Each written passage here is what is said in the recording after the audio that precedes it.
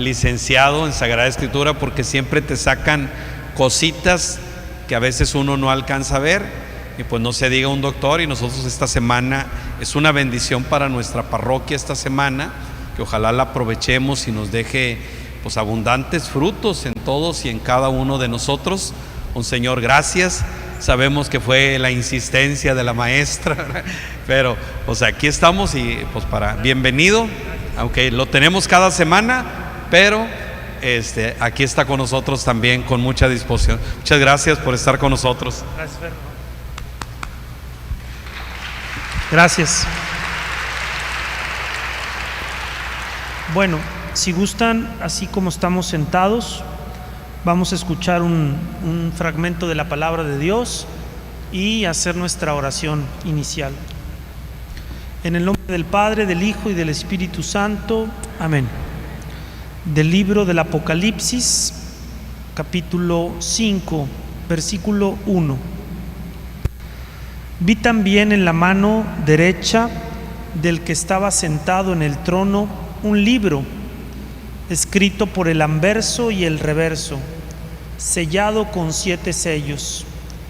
Y vi un ángel poderoso que proclamaba con fuerte voz: ¿quién es digno de abrir el libro y soltar sus sellos? Pero nadie era capaz, ni en el cielo, ni en la tierra, ni bajo tierra, de abrir el libro ni de leerlo. Y yo lloraba mucho porque no se había encontrado a nadie digno de abrir el libro ni de leerlo. Pero uno de los ancianos me dice: no llores, mira, ha triunfado el león de la tribu de Judá, el retoño de David. Él podrá abrir el libro y sus 7 sellos. Entonces vi de pie en medio del trono y de los 4 vivientes de los ancianos un cordero, como degollado. Tenía 7 cuernos y 7 ojos, que son los 7 espíritus de Dios enviados a toda la tierra. Y se acercó y tomó el libro de la mano derecha del que está sentado en el trono. Cuando lo tomó, los 4 vivientes y los 24 ancianos se postraron delante del Cordero. Tenía cada uno una cítara y copas de oro llenas de perfumes, que son las oraciones de los santos, y cantan un cántico nuevo diciendo: eres digno de tomar el libro y abrir sus sellos, porque fuiste degollado y compraste para Dios con tu sangre hombres de toda raza, lengua, pueblo y nación, y has hecho de ellos para nuestro Dios un reino de sacerdotes, y reinan sobre la tierra. Y en la visión oí también la voz de una multitud de ángeles alrededor del trono, de los vivientes y de los ancianos. Su número era miriadas de miriadas y millares de millares, y decían con fuerte voz: digno es el Cordero degollado de recibir el poder, la riqueza y la sabiduría, la fuerza, el honor, la gloria y la alabanza. Y toda criatura del cielo, de la tierra, de debajo de la tierra y del mar, y todo lo que hay en ellos, respondían: al que está sentado en el trono y al Cordero, alabanza, honor, gloria y poder, por los siglos de los siglos. Padre nuestro que estás en el cielo, santificado sea tu nombre. Venga a nosotros tu reino. Hágase tu voluntad en la tierra como en el cielo. Danos hoy nuestro pan de cada día. Perdona nuestras ofensas, como también nosotros perdonamos a los que nos ofenden. No nos dejes caer en la tentación y líbranos del mal.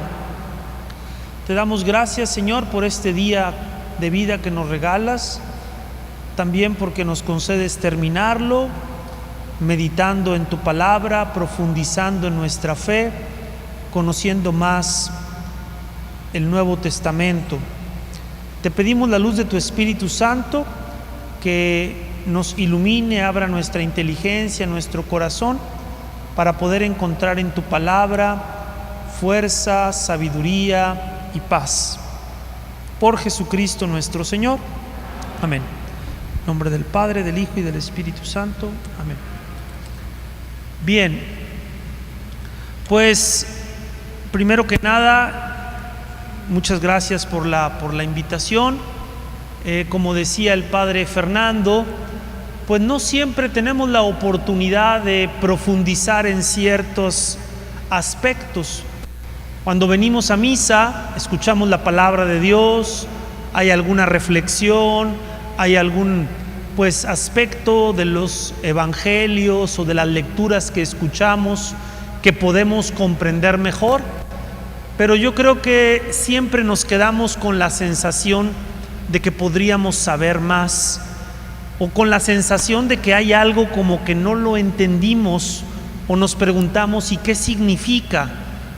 Y a veces honestamente tampoco en la misa, el tiempo da para poder profundizar en todo lo que uno querría profundizar y explicar. Para eso hay otros momentos, un curso, una clase, etcétera. Esta es una semana bíblica por el mes de septiembre, el día de mañana, San Jerónimo. Y bueno, es una oportunidad para profundizar en la Sagrada Escritura. Aquí vamos a otro punto. Cuando yo pensaba, ¿y qué tema, qué podría compartir que pudiera interesarles, que pudiera servirles, que sea de utilidad, que sea algo que digas, aprendí algo más, me sirve y me ayuda para poder también ubicarme en ciertas cosas, no confundirme, o peor, no dejarme engañar por algún tipo de idea equivocada. Fue que llegué a al libro del Apocalipsis. Esta es una materia que yo daba en el seminario, he dado en el seminario desde 2004, voy a cumplir casi 20 años, porque interrumpí unos, dando esta materia. Y todavía lo leo y doy clases y siempre sale algo nuevo. Entonces dije, de lo que tengo del libro del Apocalipsis, quisiera compartir algo. ¿Por qué? Porque es un libro muy especial. Es un libro que está muy impregnada nuestra fe de él. Este es el Cordero de Dios que quita el pecado del mundo. Dichosos los invitados a la cena del Señor, el Cordero de Dios. Esta imagen, el Cordero como degollado, el libro con sus 7 sellos. El libro del Apocalipsis es un libro muy rico en imágenes, en conceptos, en símbolos que forman parte de nuestra fe. Vivimos en medio de ellos y a veces puede ser que no veamos de dónde vienen, qué significan, y esta es una oportunidad como para profundizar en esto. Entonces, estos 3 días que me tocan a mí, lunes, martes y miércoles, quisiera que profundizáramos un poco en este libro.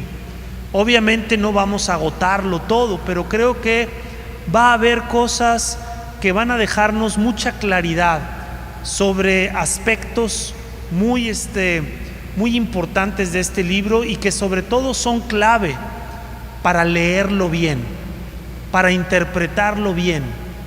El Apocalipsis es el último libro de la Biblia.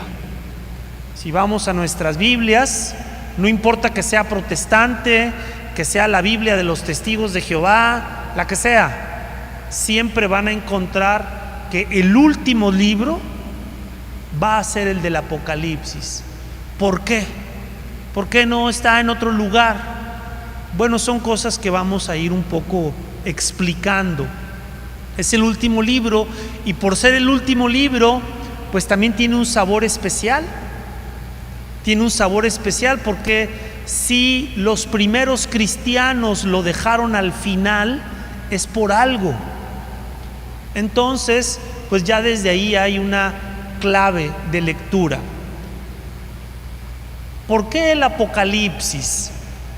Cuando yo meditaba por qué este tema, dije, es bueno que reconozcamos que vivimos tiempos muy particulares, tiempos que algunos les dicen así, tiempos apocalípticos, la apocalíptica, que generalmente se relaciona con el fin del mundo, lo cual es una imprecisión, casi un error, podría decir.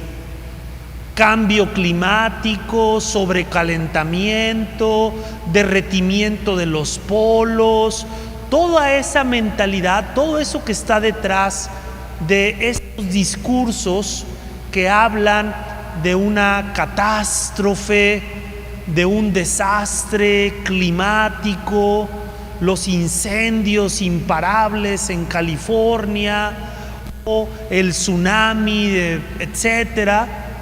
Todo eso se relaciona con el Apocalipsis, malamente, creo yo. Malamente porque este libro pues no habla solamente de esas cosas. Ahorita quizás estos discursos son más comunes. Yo recuerdo cuando era niño, allá en los años principios de los 80s, pues el cambio climático, pues quién sabe, ¿verdad? Y que el derretimiento y que, evidentemente estos discursos se están volviendo cada vez más así frecuentes, invasivos, taladrantes, y eso puede producir angustias también, temores. Y peor todavía si dicen, no, es que la Biblia lo dice. Aguas, cuidado, es que la Biblia lo dice y es que en el Apocalipsis, cuidado, porque ahí entonces ya estamos pues mezclando frijoles con garbanzos y son dos cosas distintas. Lo que suceda por una cuestión pues natural, una cuestión que tiene que ver con sobreexplotación de los recursos naturales, y lo que el Apocalipsis diga sobre algunos desastres, algunas cuestiones de la naturaleza, pues tienen dos causas distintas, dos razones distintas. Y no hay que caer y decir, pues es que se está cumpliendo la profecía que dice aquí. Cuidado también. ¿Por qué? Porque inundaciones ha habido durante todos los siglos. Crisis climáticas por sequías, también ha habido sequías en siglos pasados. Entonces, cuidado. Ahí es donde el Apocalipsis corre el riesgo de verse como un manual así de, mira, ya se está cumpliendo esto, entonces el que sigue, ahora sigue esto, ahora síguelo. No. Y hay gente que lo interpreta así, Otra razón, pues también algunos hermanos de otras confesiones cristianas o no cristianas, como los Testigos de Jehová, pues utilizan mucho este libro para hablar de cosas pues francamente equivocadas. No, es que solamente serán 144,000 y los 144,000 justos, y ahí andan con ese discurso de casa en casa estos hermanos, y diciendo que nomás 144,000 y que el reino de 1000 años. Todos esos conceptos sacados de aquí, pero mal interpretados, entendidos mal, porque un texto fuera de su contexto es un buen pretexto. Es que tú dijiste esto, sí, pero lo dije por esto. Es que yo pensé. También nuestras palabras las podemos sacar de contexto y podemos andar diciendo que dijiste algo que en realidad no dijiste, o no lo dijiste con esa intención. Entonces también para nosotros como católicos creo que podemos estar muy expuestos a estos discursos también de algunas otras confesiones cristianas que, aprovechando, pues sí, la preocupación, hay una preocupación por el futuro. Sí, todos nos preocupamos por el futuro. Se preocupa la abuelita qué va a ser de sus nietos, se preocupa por qué va a ser de los hijos. Sí, hay una preocupación por el futuro que es válida, lícita, Pero hay gente que se aprovecha de esa preocupación por el futuro. ¿Para qué? Pues para infundir otras cosas, el miedo, la angustia. Este libro no fue escrito para eso. No fue escrito para producir ni angustia, ni terror, ni miedo. El Apocalipsis no era un manual del final de los tiempos, no, era otra cosa, y lo vamos a ver concretamente. Tiene mucho que ver con el presente que vivió esa comunidad cristiana que escribió este libro. Y ese presente, que alguno dirá, bueno, padre, pero pues si era el presente de ellos hace ya como 1900 años. Sí, pero hay cosas de ese presente que se siguen repitiendo ahorita. Hay cosas de ese presente que ahorita también son válidas, porque siguen sucediendo. Ejemplo, ¿cuál ejemplo? La política y la guerra. Este libro fue escrito en un contexto de mucha inestabilidad política, de una inestabilidad social y de un ambiente de violencia, de guerra. Pues hagan de cuenta que estamos hablando de lo que pasa ahora. Esa inestabilidad que experimentaron estos discípulos de Jesús, estos cristianos que escribieron este libro para poder responder a lo que estaba pasando en ese momento, que sí habla de lo que ellos esperan para el futuro, pero que habla mucho del presente, del cómo mantenerse como discípulo. Bueno, ¿por qué el Apocalipsis? Por estas dos razones. Una razón cultural, tiempos apocalípticos entre comillas, discursos catastrofistas, y segundo, porque no vamos a negar que hay otras confesiones cristianas o no cristianas que utilizan este libro con un discurso francamente pues pesimista, que no es el que el libro posee en sí mismo.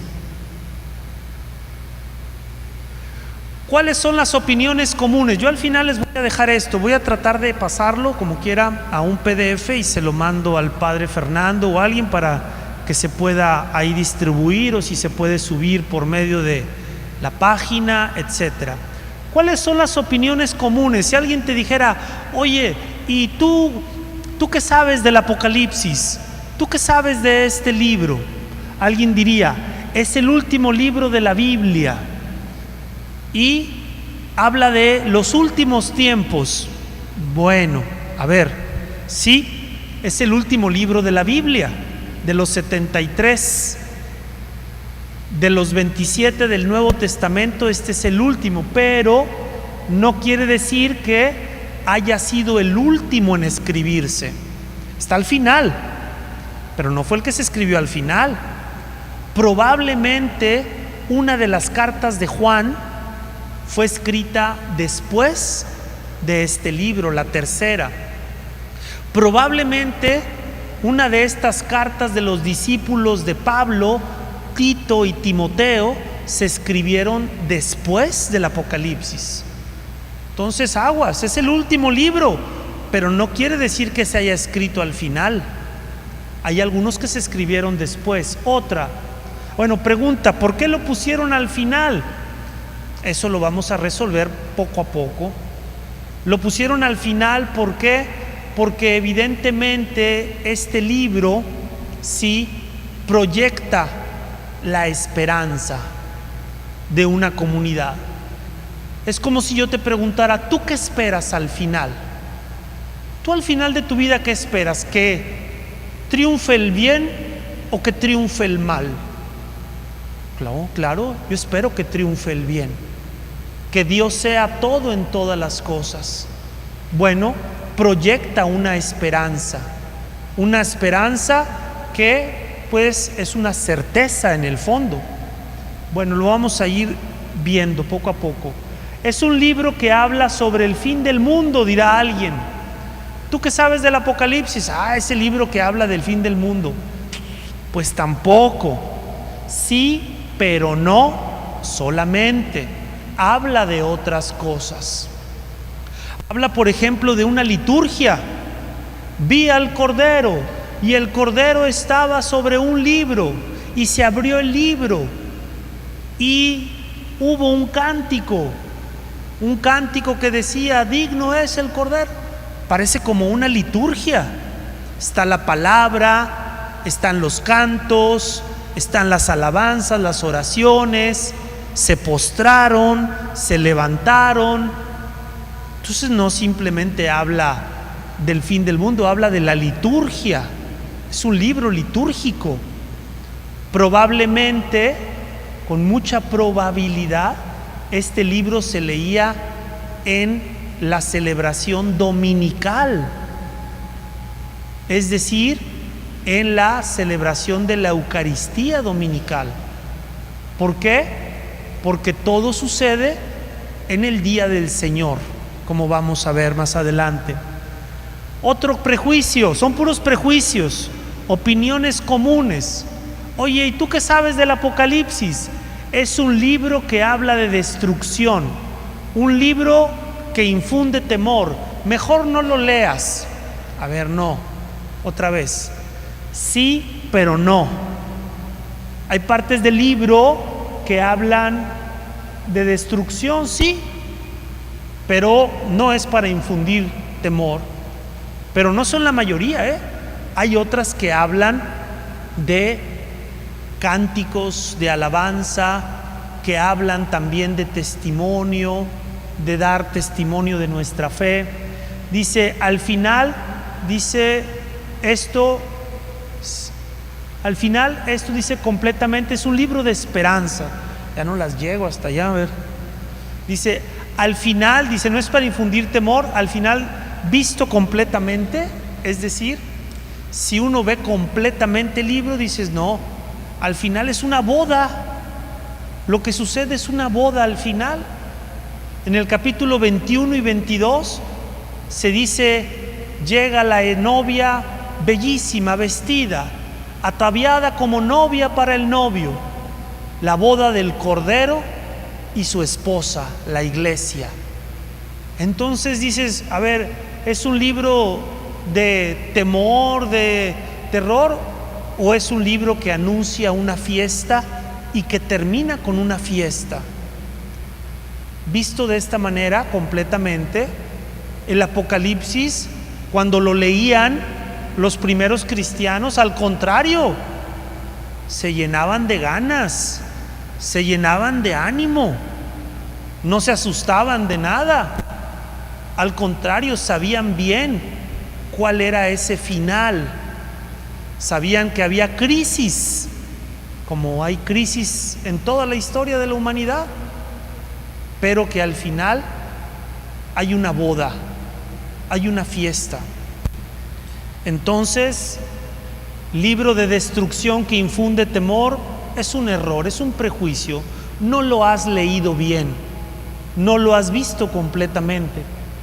Último prejuicio, es un libro difícil de entender. No se antoja mucho leerlo. El Cordero tenía 7 cuernos y tenía 7 ojos. Guácala, ¿qué monstruo es ese?, va a decir alguien. Bueno, a ver, cuidado. El cuerno significa fuerza. El ojo significa conocimiento. ¿Por qué el cuerno significa fuerza? Porque si tú le preguntaras a un judío, oye, ¿cuál es el animal más fuerte que existe? El toro. Póntele enfrente para que veas los cuernos del toro. Entonces el cuerno es la fuerza.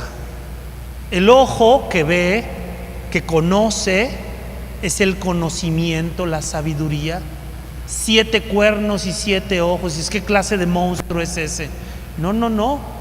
Quiere decir, tiene la plenitud de la fuerza. Vamos a ver en estos días esos simbolismos. Yo les voy a explicar qué significan los números, qué significan los animales, qué significan los colores, qué significan las vestiduras. ¿Por qué? porque sí es difícil de entender cuando no conoces el código. Hay un código. Oiga, padre, pero ¿por qué lo escribieron con un código? Respuesta muy sencilla. Yo creo que la gran mayoría, quizás los más adultos, oyeron hablar. ¿Por qué? Porque fue algo que fue importante en el siglo XX, de la clave Morse o del código Morse. La clave Morse, que era una clave para comunicarse de manera así, pues codificada en tiempos de guerra. Entonces, para hacer llegar el mensaje al otro y que no me lo robe el enemigo, yo te lo doy en un código. ¿Quién va a saber leer ese código? Los mismos, los que sabemos cuál es el código. Bueno, el Apocalipsis es un libro que tiene una simbología. ¿Para hacerla complicada? No, porque tenía que ser leído por las personas que entendían el código. ¿Y de dónde viene el código, padre? Del Antiguo Testamento. Esta comunidad cristiana, estos discípulos de Jesús, eran de origen judío. ¿Por qué? Porque si quieres entender el Apocalipsis, si quieres saber qué significan los cuernos, los ojos, qué significa el águila, qué significa el león, tienes que ir al Antiguo Testamento, porque ahí están los significados. Eso quiere decir que los romanos, los griegos, los de origen gentil, no entendían el código. ¿Por qué?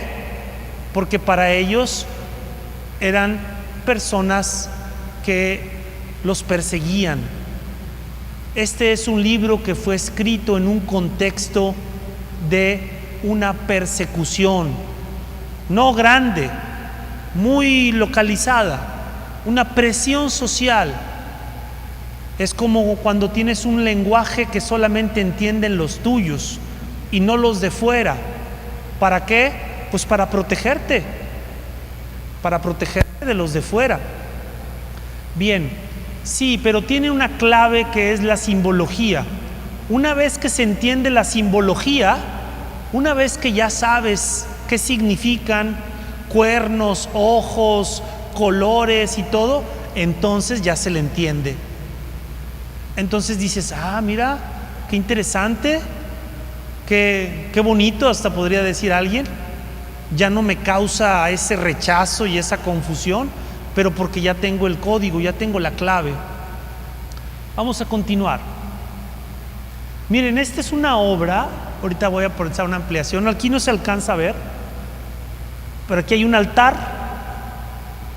y está alguien sobre el altar, están alrededor unos ángeles y se ven algunos personajes, ¿verdad? Aquí hay una fuente. Esta obra del siglo XV, muy famosa, que se encuentra en una catedral europea, el Políptico de Gante, en Bélgica.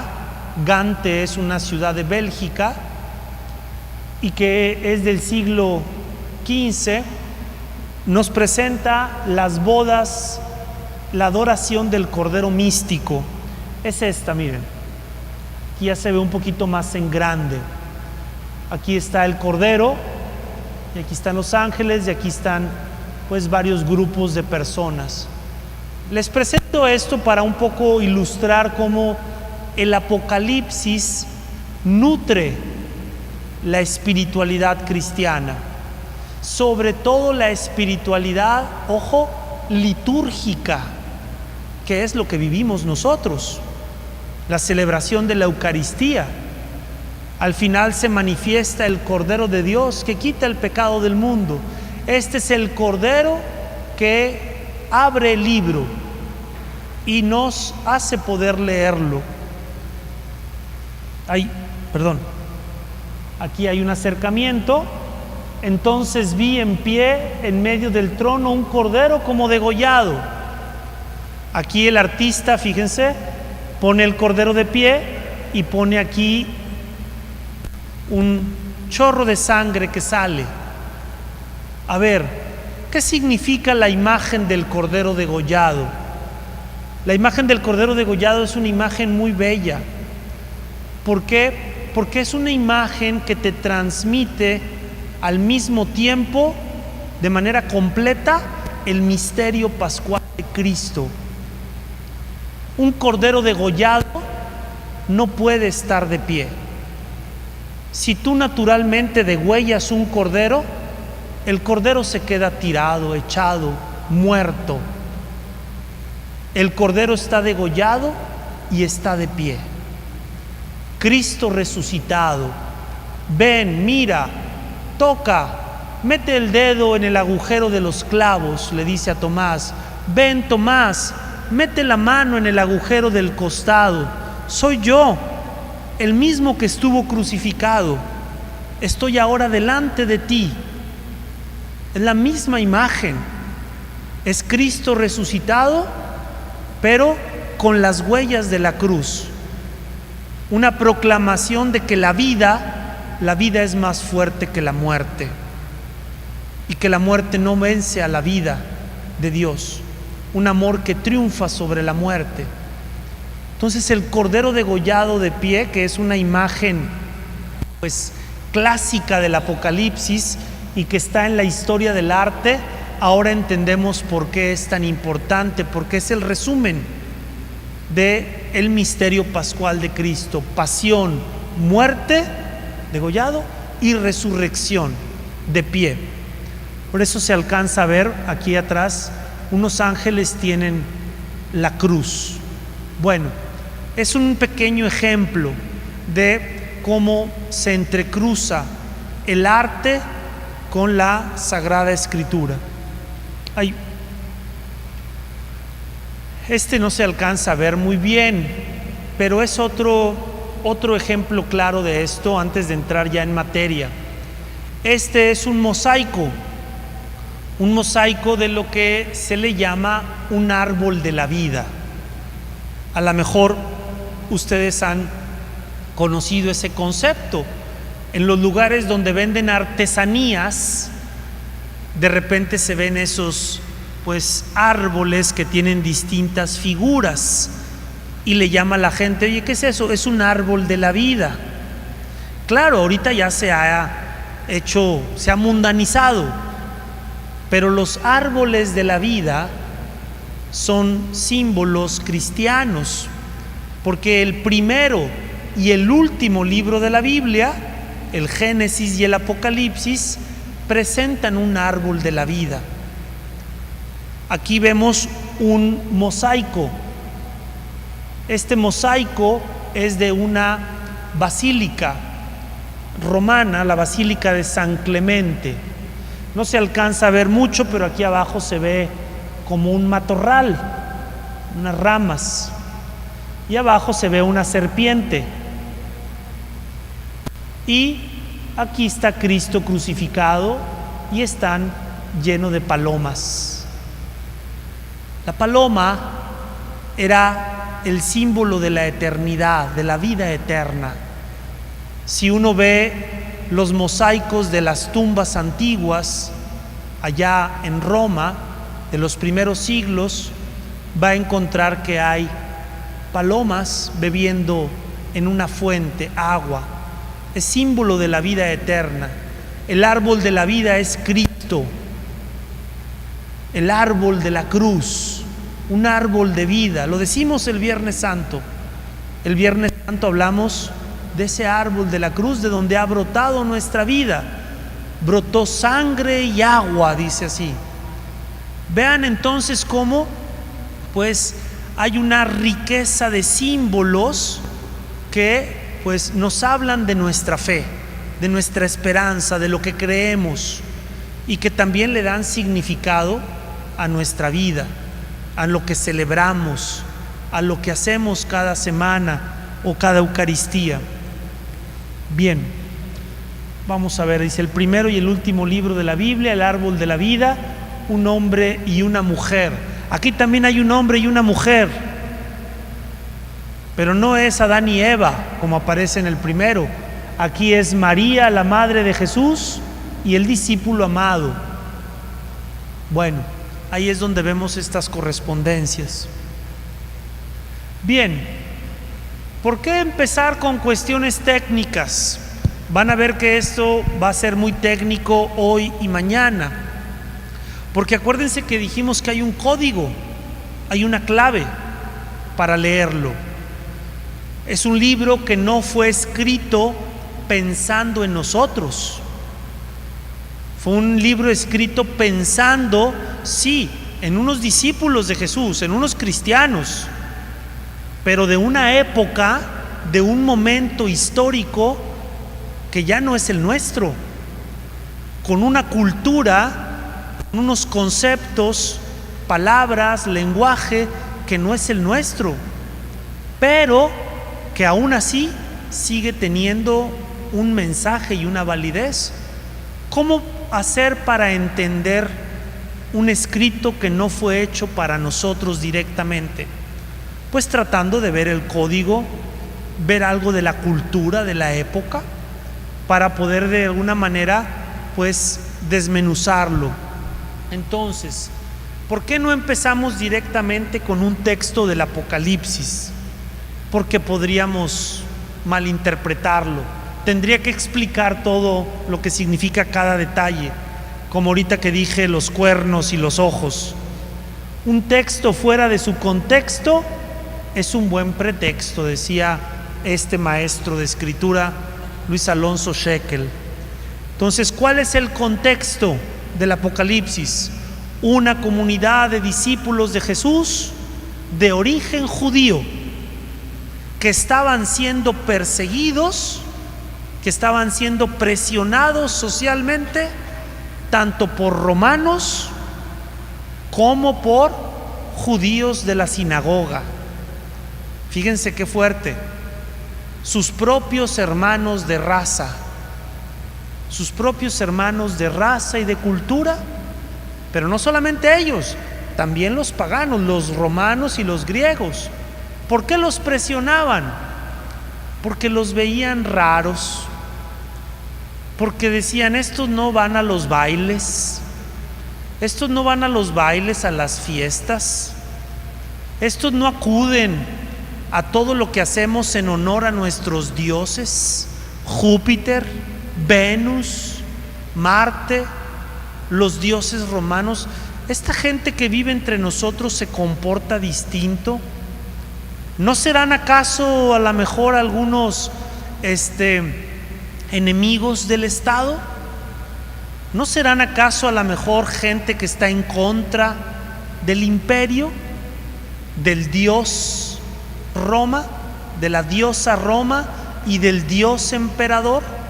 Fíjense cómo a lo mejor ya no estamos en ese momento de historia, pero ahorita bien puede alguien, quizás en nuestro país no tanto, porque somos mayoritariamente cristianos, católicos, pero bueno, hace menos de 100 años se desarrolló una persecución a la que llamamos históricamente guerra cristera, y cerró templos y prohibió el culto. ¿Por qué? Porque la Iglesia Católica era un enemigo del Estado. Entonces, no es cosa del pasado, es cosa de todos los tiempos. ¿Por qué? Porque mientras exista un poder político que responda a unos intereses que a lo mejor no son los del Evangelio, va a haber como una amenaza a alguien que dice, tú no eres Dios, yo soy libre, tengo derechos, tengo libertad religiosa y tengo una libertad de credo, de culto. Por lo tanto, tú no me puedes prohibir a mí vivir mi fe ni mi religión. Y vaya que eso, como les digo, pues es algo que en el caso nuestro pues estamos en paz, pero hay países de África, en Asia, donde hay cristianos que mueren al salir de misa. ¿Por qué? Porque viven en un país musulmán, o de otro credo y son perseguidos también. A ver, entonces este tipo de cosas no son simplemente del pasado. Bien, la Biblia, recordemos, es palabra de Dios y palabra humana. Tiene aspectos humanos de una época, de un tiempo, de una cultura concreta, de un momento. Es como nuestro Señor Jesucristo, verdadero Dios y verdadero hombre. Así la Biblia es palabra de Dios, sí, pero también es palabra humana. Tiene aspectos humanos, como estos códigos del lenguaje, palabras, números. Oiga, padre, pero ¿por qué el 7 significa esto? ¿Y por qué el 4 significa esto? ¿Y por qué el 12 significa esto? Bueno, porque en la cultura hebrea, en el Antiguo Testamento, esos números tenían este valor por esta razón. Es decir, un contexto, un aspecto. Sabiendo el código, decodificamos, dijimos. Este es un principio entonces de interpretación, humano y divino. Así hay que también leer la palabra, con esta doble perspectiva. Vamos a irlo aplicando poco a poco. Los textos bíblicos son palabra de Dios encarnada en un tiempo, en una lengua, en una cultura y en una historia. Habrá cosas que ya no son válidas. Ejemplo, para mí la carne de puerco pues es hasta más saludable que la carne de res. Lo dicen estudios, la carne de puerco es una carne muy saludable, claro, todo con medida, ¿verdad? La carne de res pues sí tiene mayor concentración de ácido úrico, puede tener esto, lo otro, pero la carne de puerco tiene... Para un judío la carne de puerco era algo abominable, impuro. ¿Por qué? Le preguntarías tú. Porque el animal tiene la pezuña partida.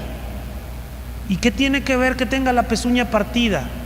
Pues sí, es que la pezuña partida ocasiona que el animal también sangre, se le rompe. Son cosas culturales de un tiempo que responden a algo que ahorita para mí eso ya no es válido, obviamente. Yo no tengo ese escrúpulo alimenticio. Me guío más bien por cosas que son saludables, sanas. Porque Jesús dijo, no es lo que entra en el hombre lo que lo hace impuro, es lo que sale del hombre. Entonces no hay alimentos impuros. Los habrá más saludables y menos saludables, eso sí, pero impuros no. ¿Por qué digo esto? Porque habrá cosas de tiempo, cultura, que ahorita para nosotros no sean válidas, pero hay otras que sí siguen siendo importantes. Por ejemplo, esta relación con el poder político, esta relación con las autoridades, con el Estado, esta defensa de la libertad, de la dignidad de la persona, el que ningún Estado, ningún gobierno puede estar encima de la dignidad de una persona. Ahorita se le llaman estados totalitarios. En aquel tiempo, pues era el Imperio Romano, un estado absoluto, concentrado en la figura de un emperador. Y ahora pues vemos algunos países y jefes de estados que se sienten emperadores. Entonces hay cosas que sí podemos ver que el Apocalipsis nos puede enseñar y ayudar a analizar y a discernir cómo debemos actuar, cómo debemos vivir como discípulos. Bien, en el Apocalipsis es clave asumir este principio de comprensión de la cultura del tiempo. Hay una imagen que sintetiza lo que estamos diciendo. Apocalipsis 10: toma, devóralo, te amargará las entrañas, pero en tu boca será dulce como la miel. le dice Dios al profeta: agarra el libro, cómetelo. ¿Cómo que cómete el libro? A ver, esa frase ya está en el Antiguo Testamento, está en el libro del profeta Ezequiel, y es Dios que le dice al profeta: ve y predica al pueblo. Pero para que vayas y prediques, primero tienes que asimilar la palabra. Asimila la palabra, asimílala para que la comuniques. ¿Qué hacemos cuando comemos? Asimilamos la comida, la hacemos tejido, cuerpo nuestro. Quisiéramos que no fuera grasa, pero bueno, también se hace eso. Pero toma, come este libro y ve y di, es asimila la palabra, apréndetela, hazla tuya para que la puedas comunicar. Esa es una imagen que el Apocalipsis se trajo del Antiguo Testamento para decir cómo debe de ser la vida de un profeta. Antes de ir a hablarlo, tú primero tienes que hacerlo tuyo, alimentarte de él. Bien. Apocalíptica, apocalipsis, ¿qué significa esta palabrita? A ver, vamos a empezar por ahí. Vamos a darnos cuenta que la palabra apocalipsis es una palabra que tiene dos palabras, es una palabra compuesta. Apocalipto. ¿Qué era el calipto?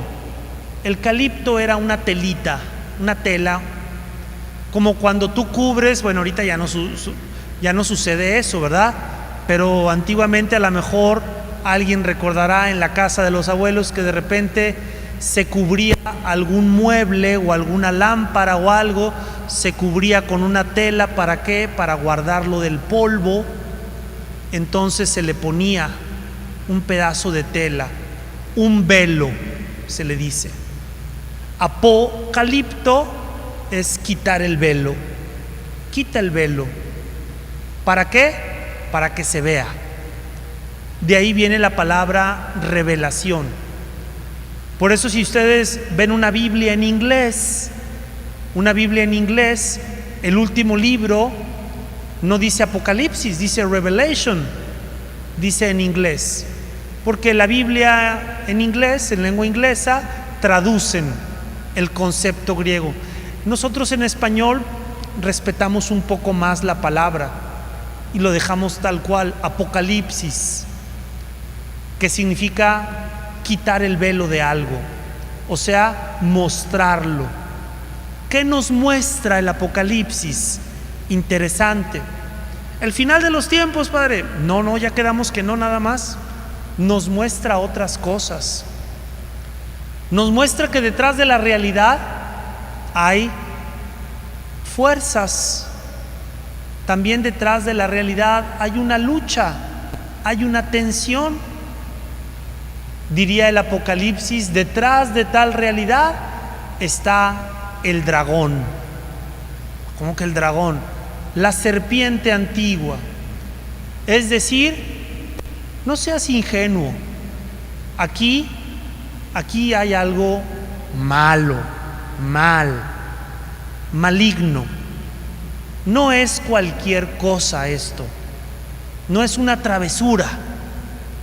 A veces cuando vemos ciertas noticias, y eso es lo más peligroso, que perdamos el sentido del asombro, y que suceden, y que hicieron, y que los desmembraron, y que los colgaron, y que les cortaron.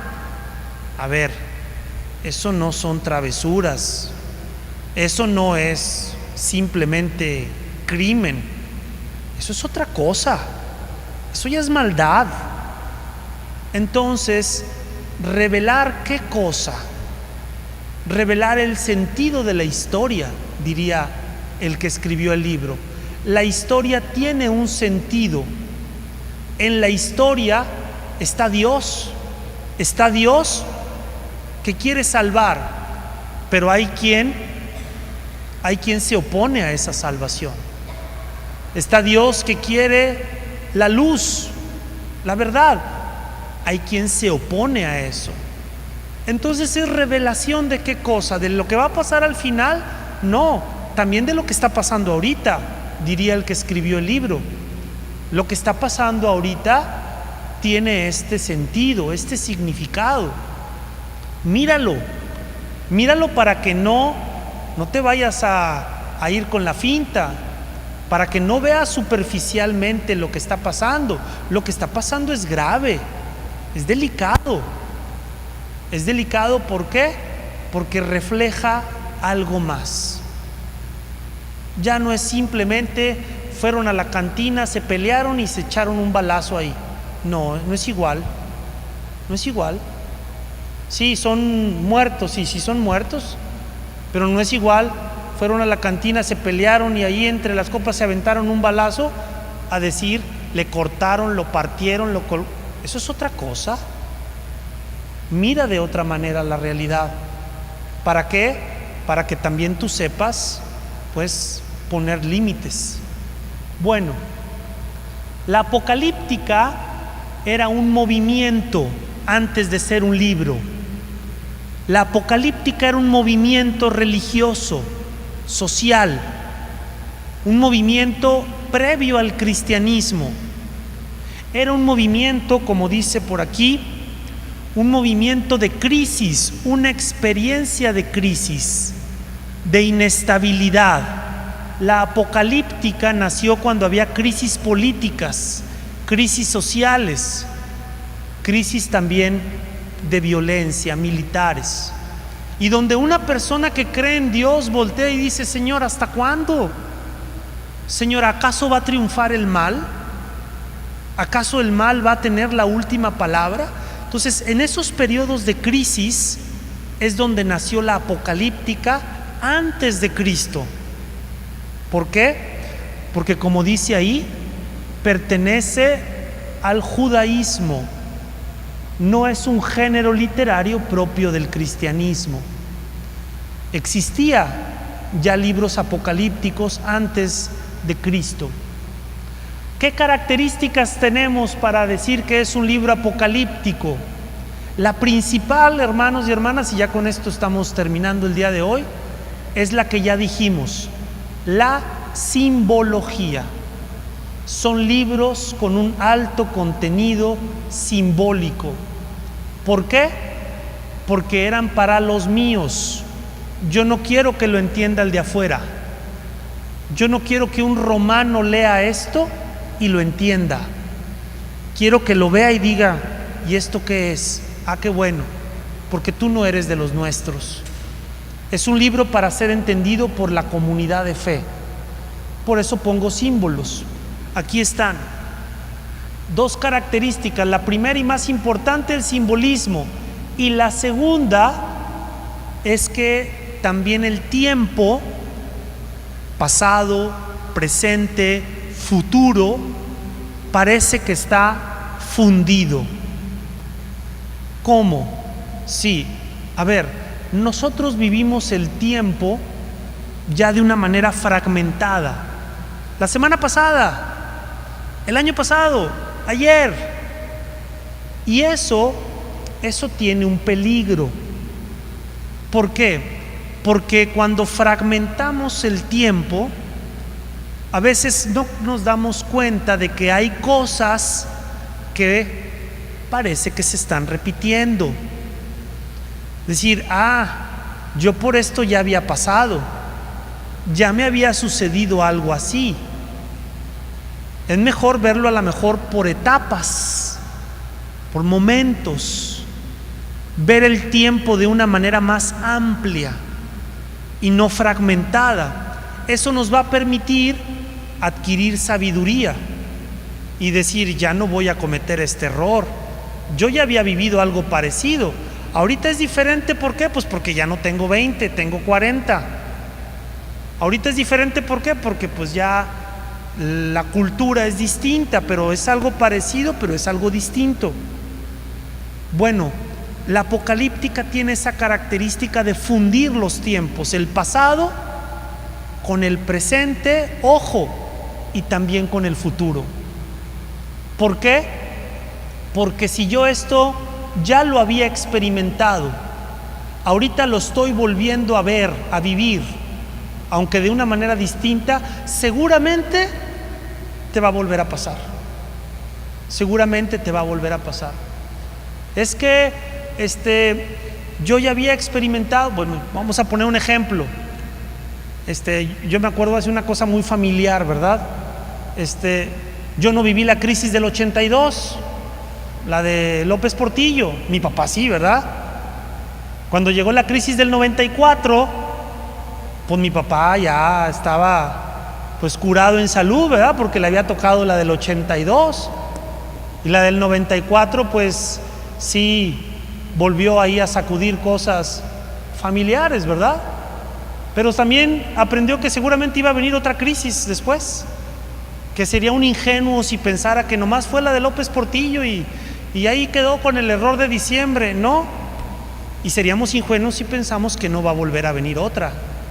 A ver, esta fusión de tiempos nos ayuda a entender cómo es la historia. No es que se repita totalmente, ni que sea igual totalmente, pero tampoco es algo 100% nuevo. No, 100% nuevo no es. Ya experiencias así las he vivido, las he enfrentado, con otros detalles obviamente. Ahí está la visión de la apocalíptica. Por eso cuando la gente dice, algunos hermanos de otras confesiones, no, es que habla del futuro, no necesariamente, también está hablando del presente. Y si ahorita hay una crisis, al rato va a haber otra. Entonces, bueno, esas son las dos características de los apocalipsis: la simbología y cómo entiende el tiempo, como una unidad, no como un fragmento, algo separado. Bueno, aquí pongo un ejemplo y con eso termino. Fíjense lo que dice este texto de Apocalipsis 11:8. Está hablando de dos profetas. Está hablando de dos profetas que son pues asesinados. Y fíjense cómo describe el lugar. Sus cadáveres en la plaza de la gran ciudad, que simbólicamente se llama Sodoma, Egipto, allí donde su Señor fue crucificado. Dices tú, ah, caray, Sodoma, Egipto, donde Jesús fue crucificado.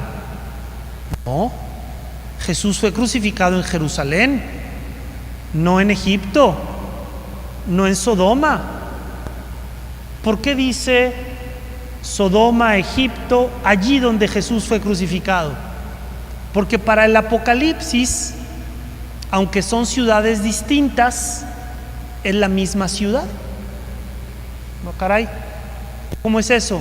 Sí, son ciudades distintas evidentemente, pero es la misma ciudad porque es la ciudad que rechaza a los profetas, que mata a los profetas. Cuando llegan los ángeles a Sodoma a sacar a Lot, ¿qué dicen? Sácalos para que nosotros nos los merendemos ahí. Cuando llega Moisés a Egipto, el faraón lo quiere matar. Jesús es crucificado en Jerusalén. Es la misma ciudad, pero geográficamente sabemos que no es así.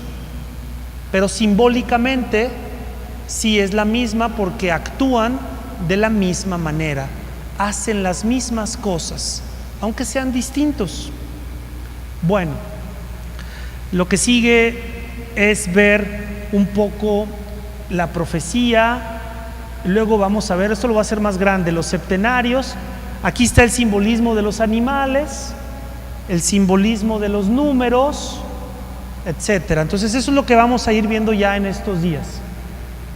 Espero que con esto pues queden algunas pistas, pautas para entender este libro tan apasionante, que es un libro de esperanza sobre todo. Es un libro que nos ayuda a vivir nuestra fe de manera muy coherente en medio de un ambiente que a veces pues ya no es tan amigable como a lo mejor en otro tiempo lo sentíamos.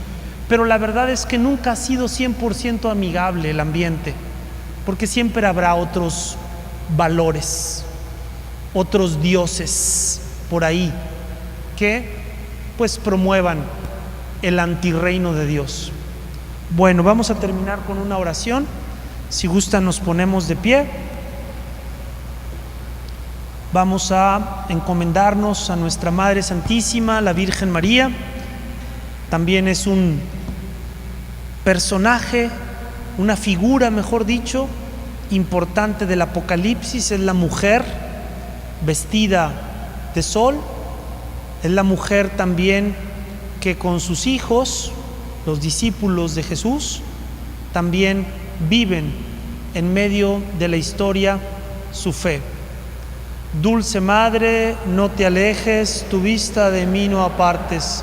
Ven conmigo a todas partes y solo nunca me dejes. Ya que me proteges tanto como verdadera Madre, haz que me bendiga el Padre, el Hijo y el Espíritu Santo. Amén. Muy bien, pues muchas gracias por su paciencia, por su atención.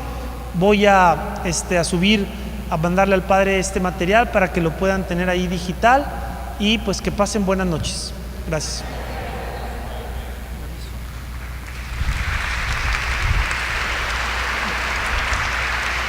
Pues agradecemos a Monseñor Carlos. Yo creo que sería bueno llevarnos una tareita, el darle una pasadita ahí al libro del Apocalipsis, ¿verdad? Para entender un poquito más. Si pueden leer los capítulos 2 y 3, nada más con que lean esos dos, el 2 y el 3, nomás lean esos dos y es suficiente, 2 y 3, con eso ya tendrán la clave de todo. Muy bien, pues muchas gracias, nos vemos el día de mañana, vayan, descansen, cenen bien para comerse el libro del Apocalipsis. Gracias. Dios los bendiga.